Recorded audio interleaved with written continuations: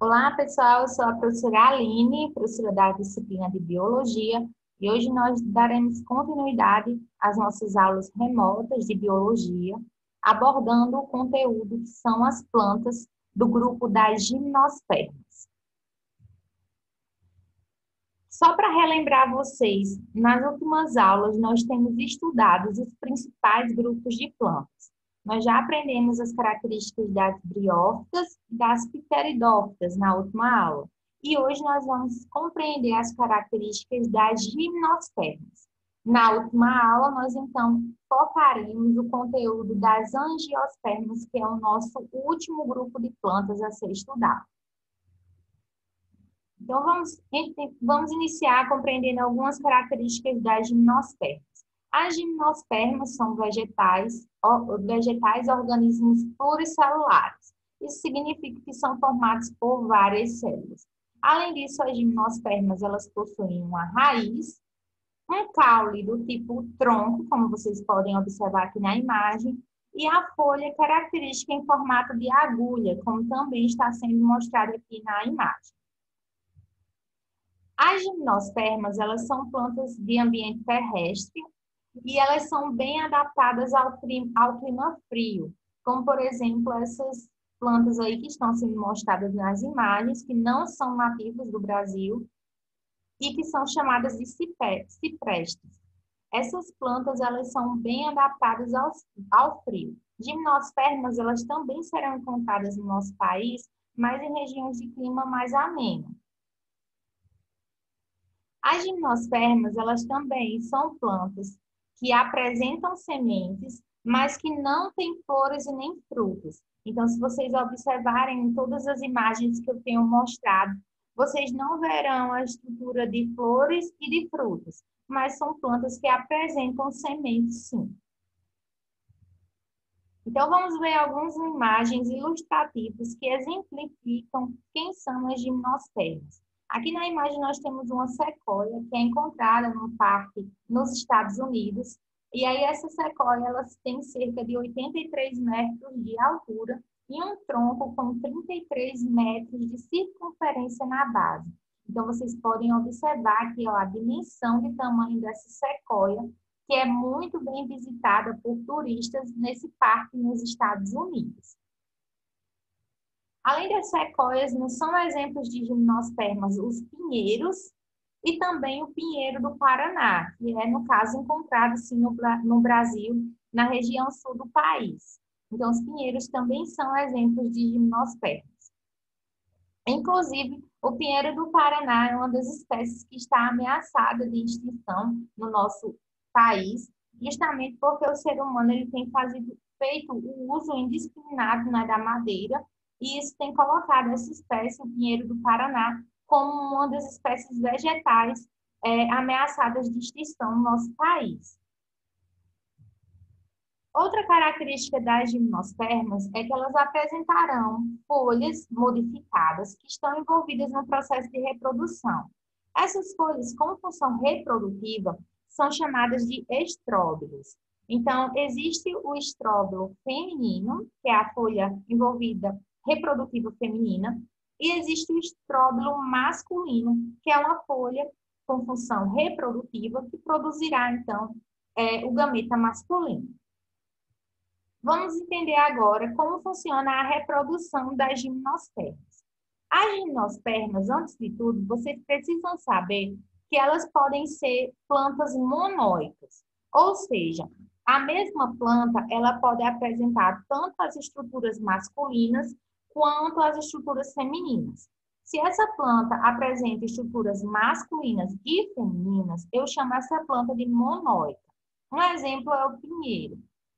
O pinheiro é uma gimnosperma do grupo das coníferas e ele apresenta tanto o estróbilo feminino, ou seja, a estrutura reprodutiva feminina, quanto o estróbilo masculino, isto é, a estrutura reprodutiva masculina. Se ela apresenta estruturas reprodutivas masculinas e femininas na mesma planta, eu digo que ela é uma planta monóica.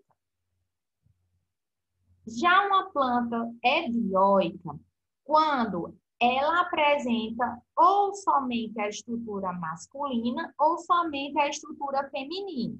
Ou seja, ela será uma árvore masculina apresentando então o estróbilo masculino. Ou então ela será uma árvore feminina apresentando somente o estróbilo feminino.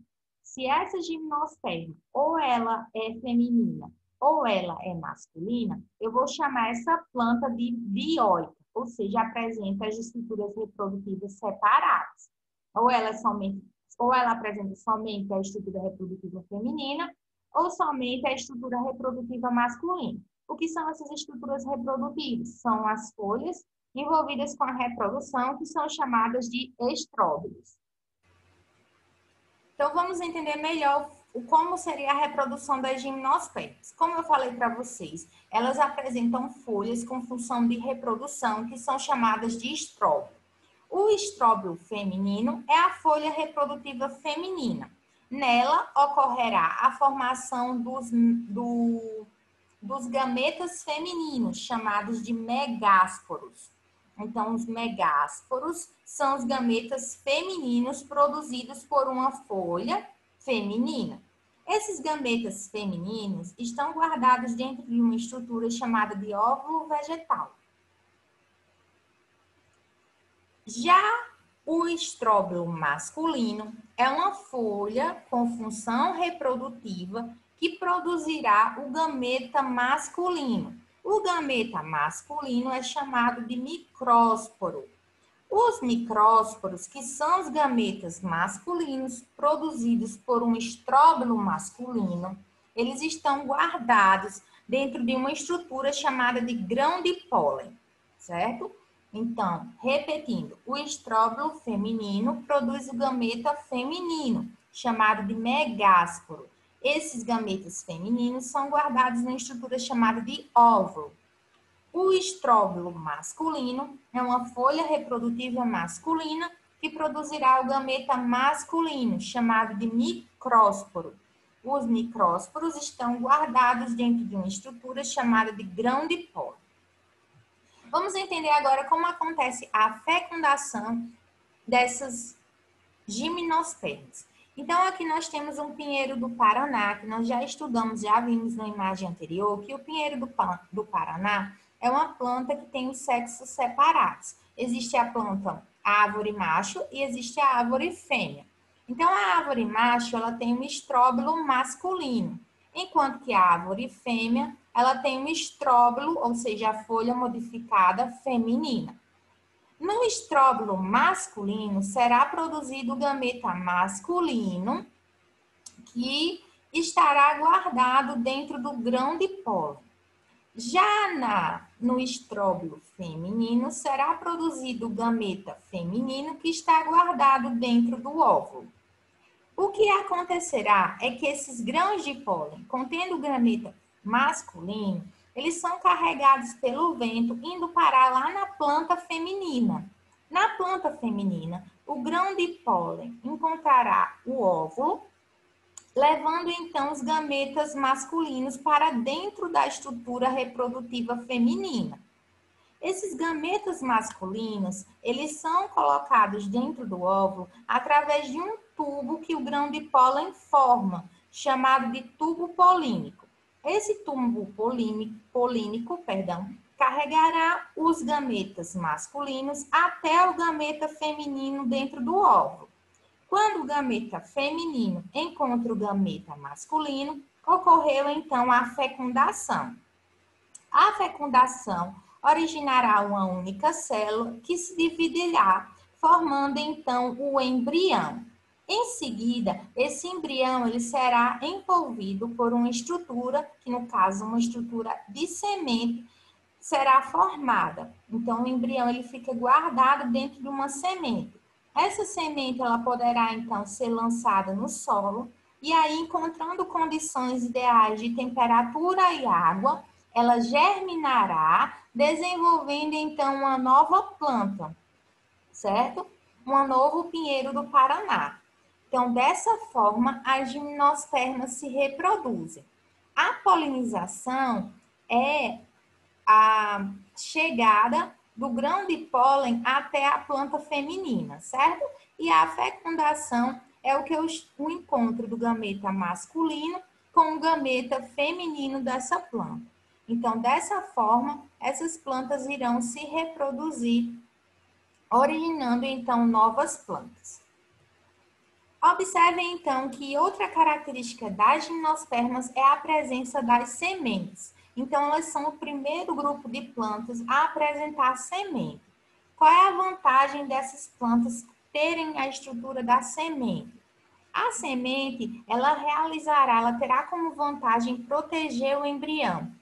Então, existe um revestimento que protege o embrião contra o frio e o calor. Então, assim, esse embrião ficará protegido e só germinará em condições ideais para o crescimento dessa planta.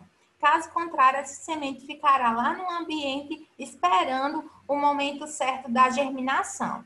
Outra vantagem da presença de semente é que o embrião ele pode ser nutrido, pois dentro da semente existe uma reserva nutritiva. Então, aquele embrião ele será nutrido até o momento certo em que ele germinará e se desenvolverá formando uma nova planta.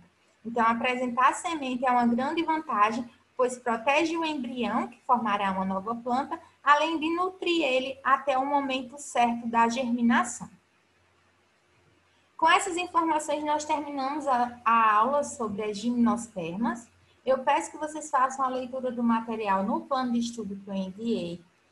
Façam também a resolução da atividade de forma online, enviando dentro do prazo que foi colocado, e entrem em contato comigo para qualquer dúvida. Um grande abraço e até a próxima aula.